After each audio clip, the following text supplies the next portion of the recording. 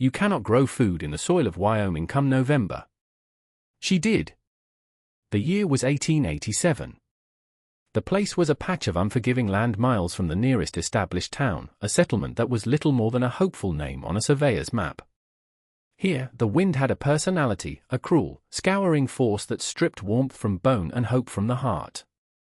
It flattened the prairie grass and sculpted the snow into drifts as hard as stone. By late autumn, the ground was iron. A pickaxe would ring against it, sparking in the frigid air, making no more of a dent than a child's hammer on an anvil. To suggest planting anything in that season was not just foolish, it was a form of madness, a willful ignorance of every law of nature that governed this high, cold desert. The settlers who had staked their claims knew this. They knew the ritual, the frantic harvest in the dwindling warmth of September, the canning and drying, the salting of meat, the stockpiling of flour and beans. Survival was a grim equation of calories counted against the long, dark months of winter. Food came from a barrel or a jar, never from the earth. The earth was sealed, shut, and dead until the distant promise of a spring thaw. Yet, on the harshest mornings, when the temperature plunged to 20 degrees below zero and the air was so cold it felt sharp in the lungs, a strange phenomenon occurred on Maeve O'Connell's plot of land.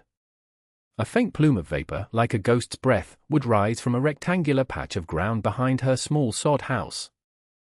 It was a place where nothing should be.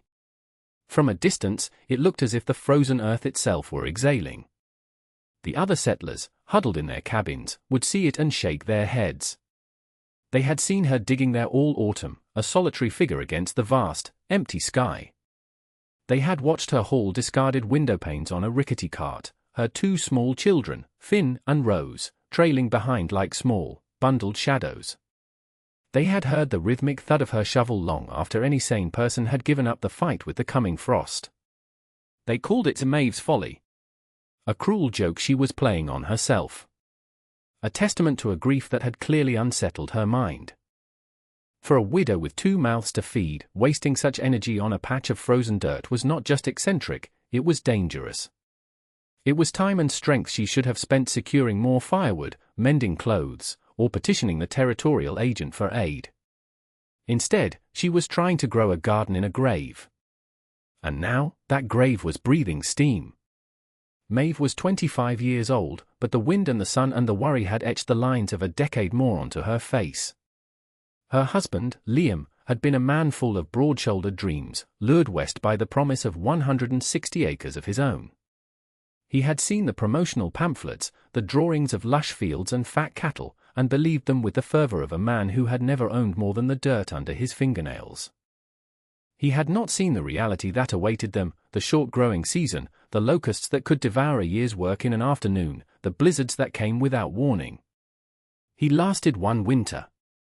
A fever took him in February, swift and merciless, leaving Maeve with the half-finished sod house, a mountain of debt at the general store, and two children whose quiet, watchful eyes mirrored her own hollowed-out shock.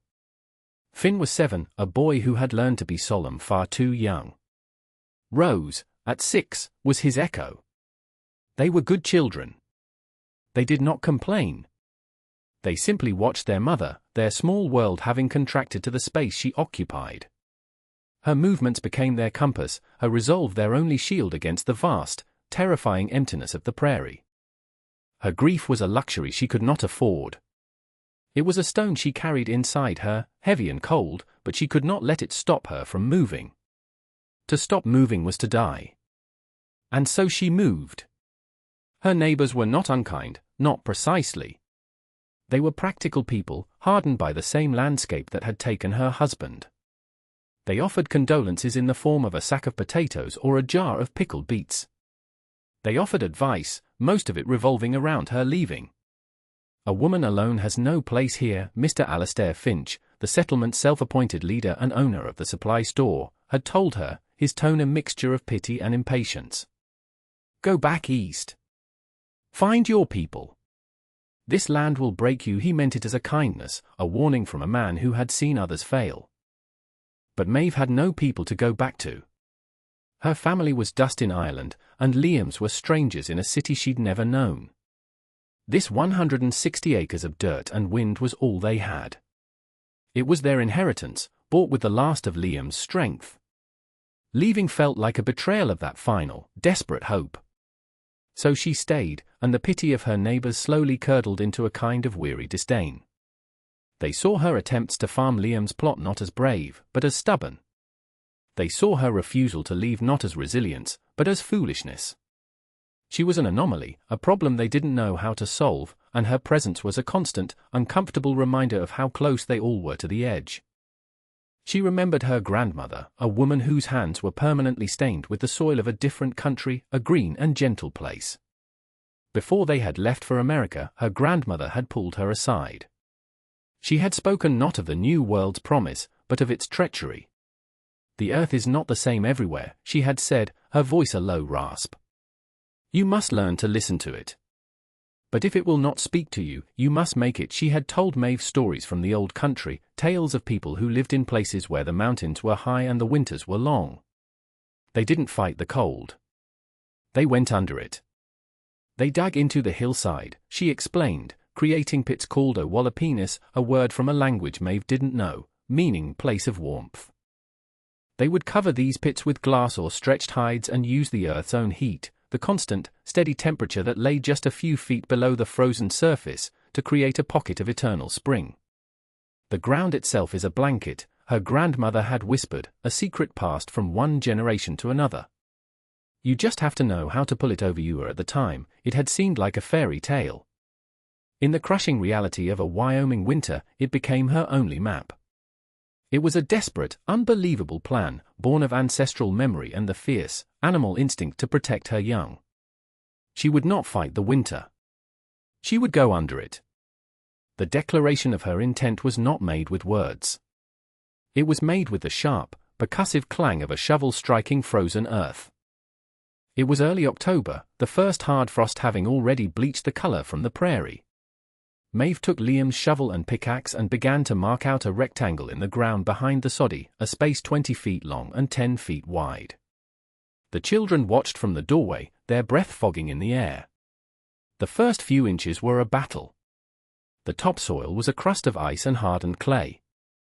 Each swing of the pickaxe sent a jarring shock up her arms. Each shovelful of dirt was a meager victory, a few frozen crumbs tossed aside. Her neighbors saw her. They paused their own winter preparations to watch the strange spectacle. A woman digging a hole. A big hole. For no reason they could fathom. After 2 days of her relentless, solitary labor, Mr. Finch made his way over from his store, his posture radiating a sense of paternalistic duty. He was a man accustomed to being listened to, his pronouncements on crop cycles and weather patterns treated as gospel. He stood at the edge of her shallow trench, his hands on his hips. "Mrs. O'Connell," he began, his voice carrying easily on the thin, cold air. "May I ask what you're doing?" Maeve didn't stop digging. She drove the shovel into the ground with a grunt, lifted a small load of dirt, and tossed it onto the growing pile. She wiped a stray strand of hair from her face with the back of a muddy glove. "I'm digging a garden," Mr. Finch, his face, already weathered and skeptical, tightened. He looked at the iron-hard ground, at the pale, merciless sky, and then back at her. A flicker of something, pity, perhaps, or profound irritation, crossed his features. "A garden? It's October. The ground is freezing. Nothing will grow now until May. You know this." She finally paused, resting her hands on the handle of the shovel. She looked him directly in the eye. Her gaze was not defiant, merely steady. It was the gaze of someone who had no energy to spare for arguments. "Things will grow in this one." Mr. Finch let out a short, humorless laugh. It was not a cruel sound, but it was dismissive. It was the sound of a man who knew the world worked in a certain way and was confronted with someone who refused to accept it. "With all due respect, Maeve, you're wasting your strength. This is a folly. Your husband, God rest him, would want you to be practical. To prepare for the winter we have, not imagine one that doesn't exist. My grandmother told me how," she said, the statement simple, without any defensive inflection. She offered no further explanation. The name of a long-dead woman from a foreign land held no currency here. It was not a fact, not a piece of accepted wisdom. It was just a story. To Finch, it was confirmation of her delusion. "Your grandmother didn't live in Wyoming," he said, his tone softening into one a person might use with a feverish child. "The rules are different here. This is a hard place. It doesn't suffer foolishness." He gestured vaguely toward the town. "There is still time to make arrangements. I can help you sell the claim. You could be on a train back east before the first big snow." It was his final offer of rescue, his last attempt to impose logic on her grief-stricken madness. "I appreciate the concern, Mr. Finch," Maeve said, turning back to her work. "But my children and I will be staying." She drove the shovel into the earth again. Clang! The sound was final. It was the end of the conversation. Finch stood there for another moment, watching the slight woman heave dirt from the hole. He shook his head slowly, a man witnessing a tragedy he could not prevent.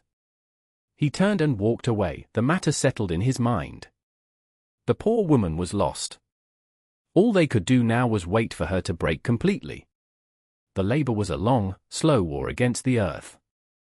Once Maeve broke through the top 6 inches of frozen crust, the digging became marginally easier. The soil below was cold and dense, but pliable. It was a rhythm of hack, pry, and shovel. Her hands, already calloused, blistered and bled and then hardened into leather. Her back ached with a fire that never fully extinguished, even in sleep. Finn and Rose became her silent partners. They couldn't wield the heavy tools, but they could help. They used smaller trowels and their bare hands to scrape the loosened dirt into buckets, which they would drag, one handle in each of their small grips, to the edge of the pit. They worked without complaint, their small faces smudged with dirt, their expression serious. They were not playing. They were working. They were surviving. The pile of excavated earth grew day by day, a testament to their relentless effort. It became a landmark, a strange, raw mound on the flat prairie. The townspeople called it Maeve's Mountain. The joke was whispered over fences and across the counter at Finch's store. The digging consumed her days. She rose before the sun, ate a meager breakfast of oats and water, and went to the hole. She worked until the light failed, her muscles screaming in protest. She fell into bed each night, too exhausted to dream, and rose the next morning to do it all again. The pit deepened. 3 feet. 4 feet. At 5 feet down, the air in the hole felt different. It was still cold, but it had lost its vicious, cutting edge. The wind could not reach her down there. There was only the scent of damp soil and the sound of her own breathing. She had saved every penny Liam had left, a small, pathetic collection of coins hidden in a loose brick in the hearth. She took it to Mr. Finch's store. She needed glass. He had a stack of old window panes leaning against the back of the store, salvaged from a failed homestead miles away. They were grimy and imperfect, some with small cracks spiderwebbing from the corners. "What do you need these for?" Finch asked, his curiosity overriding his judgment for a moment. "A roof," she said. He looked at her, then at the coins in her hand. He knew what the roof was for. He could have refused her. He could have told her not to waste her money. But he was a businessman first. He counted her coins. $36, he said. It was almost everything she had. She nodded. He helped her load the heavy, fragile panes onto her small cart. He did not offer to help her get them home. As she pulled the cart away, he watched her go, a sense of grim certainty settling over him. He had just sold the poor woman the materials for her own ruin. The final act of her folly. Getting the glass into place was the most perilous part of the construction. She built a low-angled frame of scavenged lumber over the pit, a ridgepole running down the center. Then, with Finn's help, she painstakingly slid each pane of glass onto the frame, overlapping them like shingles. It was slow, terrifying work. A single slip would shatter a pane, and she had no money for more. But they did it. By the first week of November, the work was done. She had dug a pit 20 feet long, 10 feet wide, and 6 feet deep. She had used the excavated earth to build up insulated berms around the north, east, and west walls. The south-facing side was a sloped roof of glass. A narrow set of earthen steps led down into the darkness. From the outside, it was an ugly, half-buried thing, a scar on the land.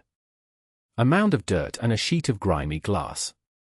But when Maeve descended into it for the first time after the roof was on, she felt it. A profound stillness.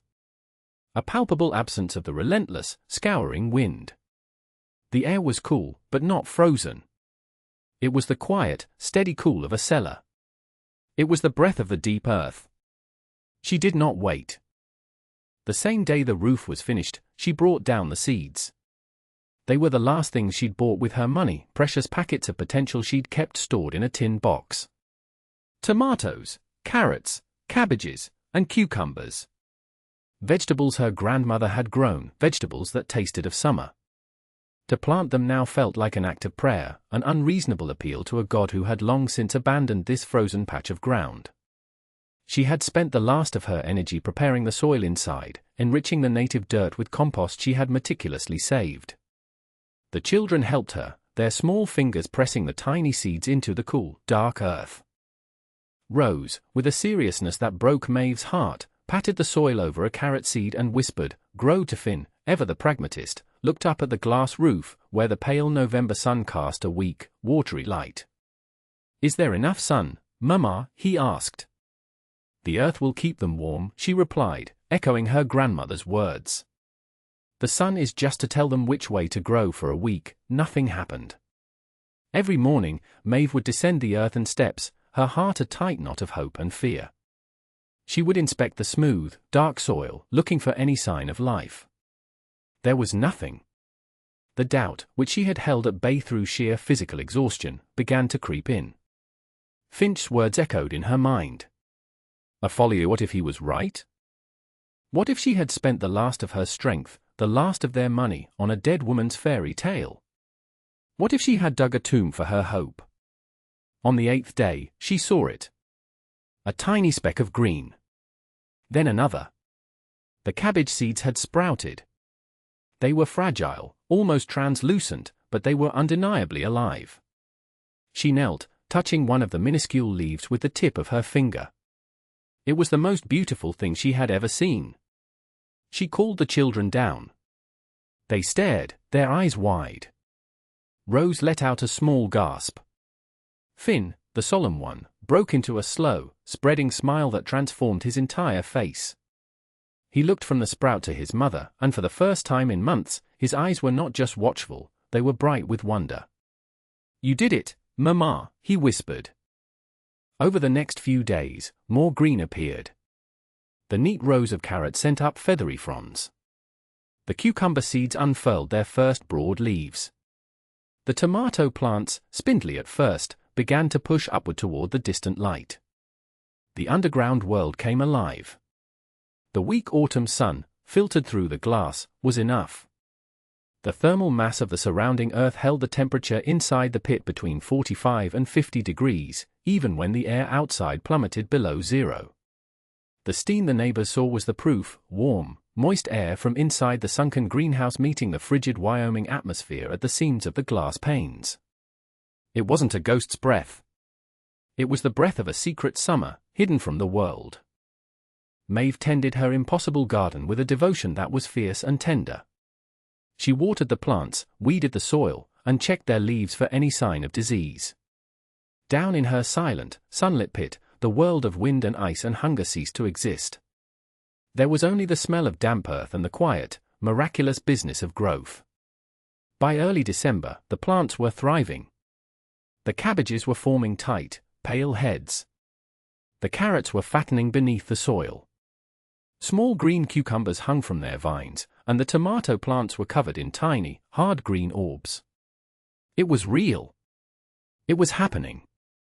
The news of Maeve's folly had become a fixture of town gossip, a sad story to be recounted with shakes of the head.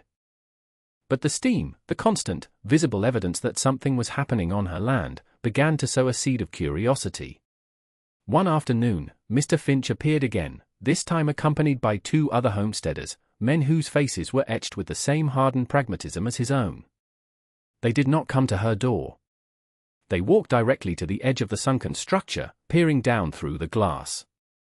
The condensation on the panes obscured the view, but they could see the impossible shapes of green leaves inside. They stood there for a long time, silent, their skepticism warring with the evidence before their eyes. Finally, Finch cleared his throat. "Mrs. O'Connell," he called out.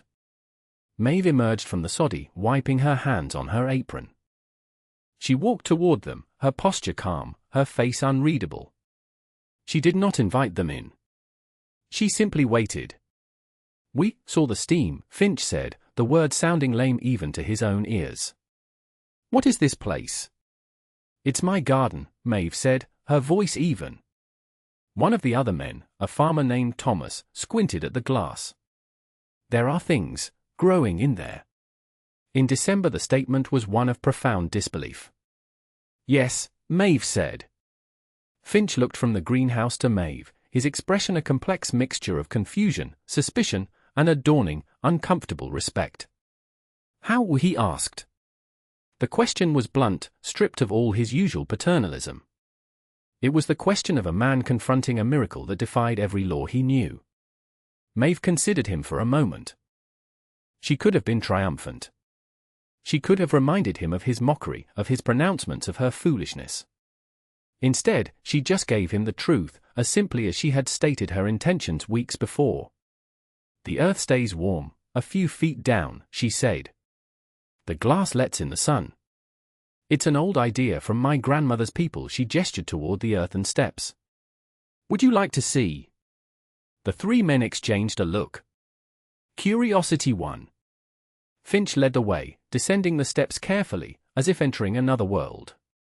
Thomas and the other man followed. When they reached the bottom, they stopped dead. The air was humid and smelled of life. Rows of vibrant green plants grew in the neat beds. A small cucumber, plump and green, hung from a vine near the entrance. The contrast with the grey, frozen world just 6 feet above them was so total, so jarring, that it seemed like a hallucination. Finch reached out a hand, his fingers hesitating before touching a cabbage leaf. It was real. Cool, crisp, and alive. He looked at the tomato plants, the carrots, the sheer, impossible abundance of it all. He turned to Maeve, who had followed them down. His face was stripped of all its certainty. I don't understand," he stammered. "This shouldn't be possible." Maeve simply looked at her garden, a quiet pride in her eyes. "I suppose the plants don't know that," she said.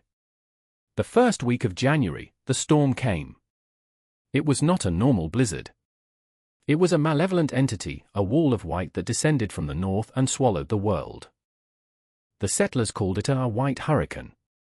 The wind shrieked like a banshee, driving snow with such force that it seeped through the cracks in cabin walls, forming drifts inside their homes. The temperature dropped to 30 degrees below zero, and then to 35. It was a cold that killed. A cold that froze livestock in their tracks and made a trip to the woodpile a life-threatening expedition. For 3 days, the world vanished. There was only the roar of the wind and the suffocating white. Inside their cabins, families huddled together, feeding their stoves, rationing their food, and praying for the wind to stop. The loneliness was absolute. No one could check on their neighbors. No one knew who was alive or dead. The fear was a palpable thing, as cold and sharp as the air itself. Mr. Finch, in his well-stocked home behind the store, found himself staring at his dwindling pile of firewood, a knot of dread tightening in his stomach. His wife was coughing, a dry, racking sound. They were eating salted pork and hardtack, and he worried about scurvy. He thought of Maeve O'Connell and her 2 small children in their sod house. He imagined them frozen, starved. The image filled him with a profound and terrible guilt. He had mocked her, dismissed her. He had sold her the glass for her folly and then washed his hands of her. But in Maeve's home, there was a different reality. The sod house, banked with earth and snow, was snug and warm. The storm raging outside was a distant, muffled roar. And every day, Maeve would pull on her coat, light a lantern, and descend the steps into her hidden summer. The temperature inside the pit remained a steady 48 degrees. The plants were untouched by the fury outside. The glass roof was completely buried under a thick blanket of snow, which acted as a perfect insulator. The light was dim, but it was enough. During the worst of the storm, Maeve harvested the first ripe tomato. It was a deep, impossible red. She brought it up into the soddy, sliced it into 3 perfect pieces, and sprinkled them with a pinch of precious salt. She handed a slice to Finn and one to Rose. They ate it slowly, their eyes closed. The taste of it, sweet, acidic, vibrant, was an explosion of life in the dead of winter. It was more than food. It was a defiant act of hope. It was the taste of their mother's love and stubbornness. While the rest of the settlement hunkered in the grey twilight of their cabins, eating the monotonous, preserved food of survival, Maeve and her children ate fresh salad. They had crisp carrots, tender cabbage leaves, and slices of cucumber. They were not just surviving. They were living. On the 4th day, the wind died. The silence that followed was as shocking as the noise had been. The world was remade in white, the snow drifted up to the rooftops of the cabins. Slowly, cautiously, people began to dig their way out. The first thing they saw on Maeve's land was the small, dark square of the chimney puffing smoke, and the almost completely buried shape of her glass roof, a faint, dark patch in a sea of white. When the paths were cleared and a semblance of community was restored, the true cost of the storm became clear. Several families had lost their livestock. People were sick, their bodies aching from the cold and the lack of fresh food. Children were pale and listless. The settlement's collective food store, already strained, was now dangerously low. There was talk of sending a party for supplies, a risky journey through the deep snow. The mood was grim, a quiet desperation settling over everyone. It was then that Maeve O'Connell walked into Finch's store. She wasn't asking for credit or aid. She was carrying a large basket. She set it on the counter. Inside were 3 heads of cabbage, a dozen large carrots, a handful of cucumbers, and 4 red tomatoes. Finch stared at the basket. The vibrant colors looked alien in the gray, dusty light of the store. They looked like something from a dream. The few other people in the store gathered around, their expressions a mixture of awe and disbelief. "Where did you get this?" Thomas asked, his voice a hoarse whisper. "From my garden," Maeve said simply. She looked at Finch. "My children and I have enough. This is for anyone who needs it." Finch looked from the fresh vegetables to Maeve's face. He saw no triumph there, no hint of "I told you so." He saw only a quiet, dignified strength. A deep shame washed over him, so powerful it made him feel dizzy. He had been so certain in his wisdom, so dismissive of hers. He had prophesied her ruin, and instead, she was offering them all salvation. "We have nothing to pay you with," he said, his voice thick with emotion. "I'm not asking for payment," Maeve replied. She pushed the basket toward him. "Just make sure it goes to the families with sick children first." She turned and left the store before anyone could say another word. That afternoon, a line formed at Finch's store. He distributed the vegetables with the solemnity of a priest offering communion. Each family received a small portion, a few slices of cucumber, a carrot, a wedge of cabbage. It was not enough to fill their bellies, but it was enough to remind their bodies what real food tasted like. It was enough to fight off the scurvy. It was a potent symbol of a possibility they had never imagined. The food from Maeve's Folly was the first fresh thing they had tasted in months, a gift from the frozen, impossible earth. The questions began the next day. It started with Thomas's wife, who appeared at Maeve's door with a loaf of bread, an offering of peace. Could you show me?" she asked, her eyes pleading. Soon, others followed. They came not with pity or advice, but with humility. They brought small gifts, a jar of preserves, a knitted scarf, a block of soap, and they asked to see the garden. Maeve led them down the earthen steps, one by one or in small groups. She showed them the rows of plants, explained the principle of the earth's warmth, the importance of the south-facing glass, the insulated berms. She answered their questions patiently, sharing the knowledge her grandmother had given her. The word Awalipini was spoken aloud, no longer a piece of foreign folklore but a term of practical magic. The community that had watched her with suspicion now watched her with a kind of reverence. She was no longer the foolish widow. She was the woman who had made a garden grow in a grave. She was the one who knew the earth's secrets. That spring, as the great thaw began and the prairie slowly returned to life, a change occurred in the settlement. The men, led by a humbled Alastair Finch, did not just prepare their fields for the usual crops of wheat and corn. They started digging. All over the settlement, new pits began to appear in the earth. They were modelled on Maeve's, dug with a communal effort that had been absent during her solitary struggle. Maeve was a constant presence, moving from pit to pit, advising on depth and angle, on drainage and ventilation. She was not a leader in the way Finch was. She did not command or pronounce. She taught by showing, her hands in the dirt, her voice quiet and steady. She was sharing not just a technique, but a new way of seeing their environment, not as an enemy to be conquered, but as a partner to be understood.